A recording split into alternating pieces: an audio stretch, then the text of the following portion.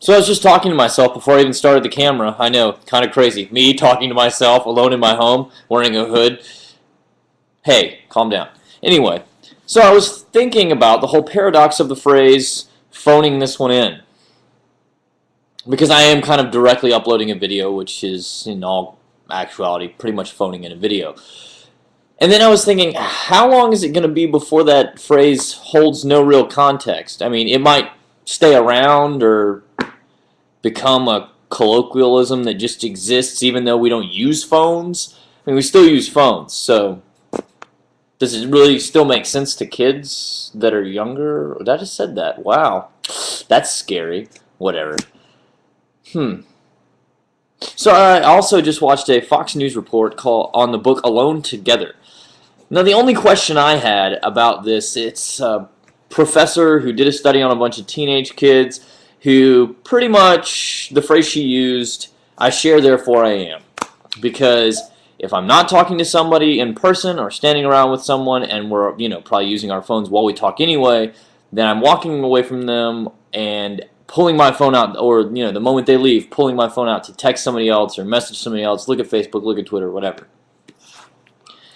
And, yeah, I just thought it was an interesting concept that they're really worried about kids being too connected but on a surface level and not knowing how to talk to people. And she said, one of the biggest issues that kids have is not knowing how to end a conversation.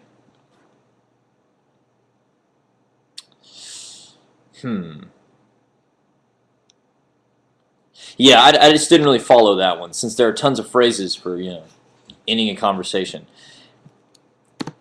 I don't know. Sometimes I wonder if studies on teenagers are even worth it. Not to be mean, but sometimes, from what I remember being a teenager and the atmosphere around it, sometimes people just said stuff to adults that were asking them questions that wasn't really how they felt. Or they let in, like if adults said, well, do you feel alone in this situation? Then they'd be like, I do. And then they just play into it because it was suggested. I don't know. Maybe that's just an outside perspective on it. Also, I don't think the old lady that wrote the books ever used Twitter or Facebook.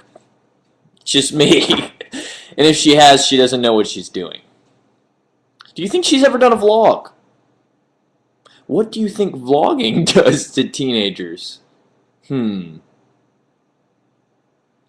Well, I spent a lot of today, after I got off work at the pharmacy, reading articles about and reminding myself of the little things I should be doing to manage Facebook. Rewind.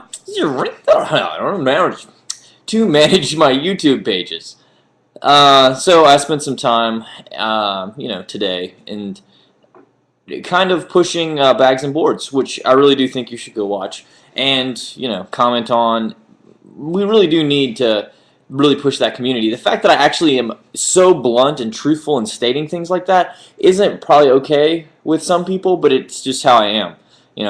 I feel like if you're not going to ask something bluntly, like, hey, we want people, we want to hit that point where it happens naturally, but for things to happen naturally, there kind of has to be that build-up to get to that level where, you have this built-in group of people that comment on your videos or that share your videos or, rotate out who makes a response video.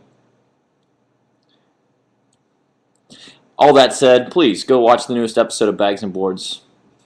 We do try, and we're getting better at this. And I think that's all. How do I end a conversation? All right, I'll talk to you guys tomorrow.